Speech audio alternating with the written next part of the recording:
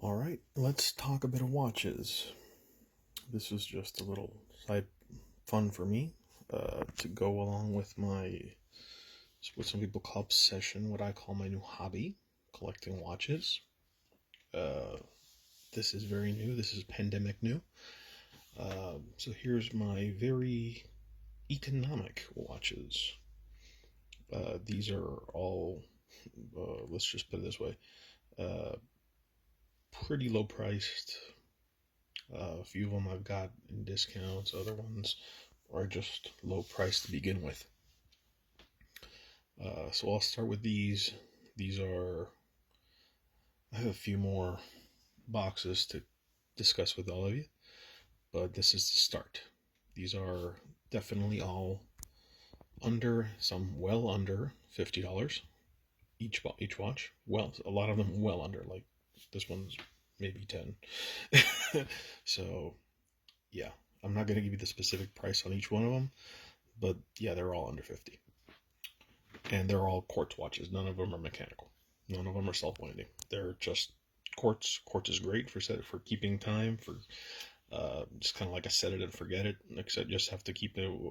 If they're a date, just have to keep a watch on the date every month, because if it's 30 days instead of 31, on the first you'll have 31 instead. So just keep an eye on that, and you should be fine. And I think I have kept an eye on that for all of them. All right, so let's start off with the Stoyer here. Stoyer, not a very well reputed watch. Doesn't have a very good reputation brand, but I like the look of it. It's pretty nice. I'm trying for when I started. This was one of the first watches I bought. Wasn't really looking at the company quality or brand. Just wanted watches that I like the look of, which explains wooden watches in here too. A lot of collectors consider that a no-no. I honestly don't care. I have 3 of them here, and I like them. But I'm not gonna spend a lot of money on them. It's just that they're nice. This one is incredibly light. It's an incredibly light watch. So this was again one of the first ones I bought while I was waiting for others to arrive. This was one of the first ones I bought, but not one of the. It took a while to get here because apparently they're handmade. These two. Company is no longer accepting any more orders. They are out of business, which is one of the reasons I managed to get a good deal on them. So you won't be able to get one of these again. Woodwelt, bit of a chronograph. You can see the seconds start to count down in the circle down here. It's resets. So yeah, that's a chronograph. Here's the other one. Yeah. So this one has the wrong day of the week. I'm gonna have to work on that. I'll fix it later. Also Woodwelt. This one is actually one of my brother's favorites, Spinnaker. I have a Spinnaker automatic as well. This is my first Spinnaker watch. I think I bought it for 40 something bucks on Amazon, and I really like it. It's a very simple watch, and it's kind of water themed. So I can't remember how water resistant it is, but it's a bit water resistant as far as I can remember. Have the needle band on it, so I don't want to start disassembling that right now. But yeah, here it is. The Liege. This one I saw it a lot on ads in Facebook. It was at a price I couldn't fight. It's also a chronograph. The seconds are at the top there. See here. Yeah, it's weird. 2, 3. Yeah, it's a weird chronograph. Anyway, this one's a classic. Everyone should recognize this watch because we all pretty much had it at childhood. This is, I love this watch. Wear it all the time. It's a solar watch, my first solar watch. And it's also a Casio.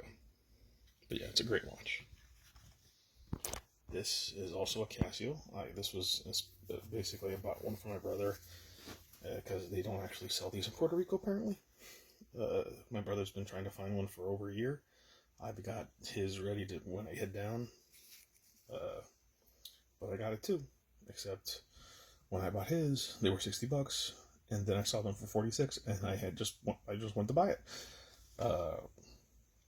His is a birthday gift, so I don't count that towards my collection. So I'll count this one at $46 towards mine, and I have it with the the strap. Some watch aficionados might recognize the strap as the Bond strap because if you look at old Sean Connery movies, this is the NATO strap he was using on his Rolex Submariner. This is not a Rolex Submariner. This is more of an homage. I can't really afford a Rolex Submariner at this moment. And I'm not really a diver watch guy, but this just looks cool. This is an Armatron. I saw these, I want to say, I can't remember where I found this deal. I got two Armatron watches, both of them for like $50.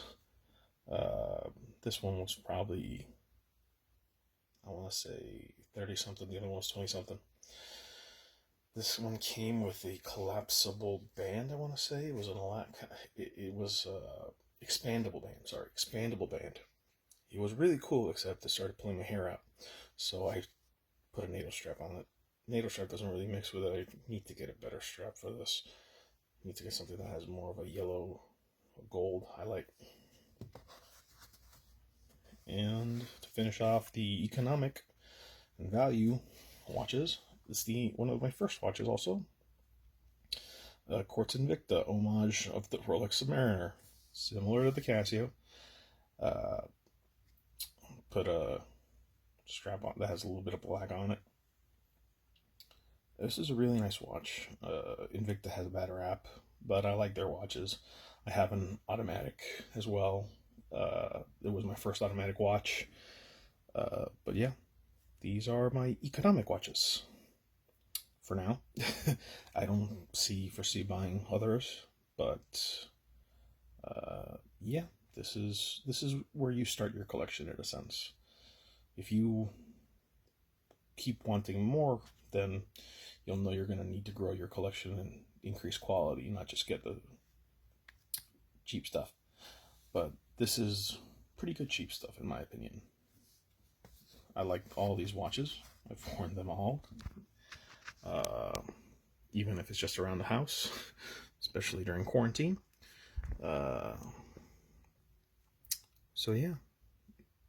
I don't know if I'm going to post this, but if I do, feel free to ask any questions about any of these watches. I know most of my friends don't actually wear watches. They have smart watches or simply don't wear any watch, like I used to not wear any watch. Just would check my phone if I wanted to know the time. And for some reason, I can't really explain why, the watch craze hit me. It just hit me a few months ago. And I haven't looked back. Oh, by the way, this also has a NATO strap on it. These two, incredibly difficult to put a NATO strap on these two. Please don't ask me how I did it. I did. But it was very difficult to put a NATO strap on these two. Anyway. And it helped a lot with this one, especially since the original band almost didn't fit my wrist. Again, I had this watch as a kid. This is not the same watch I had as a kid, but still, it almost didn't fit my wrist.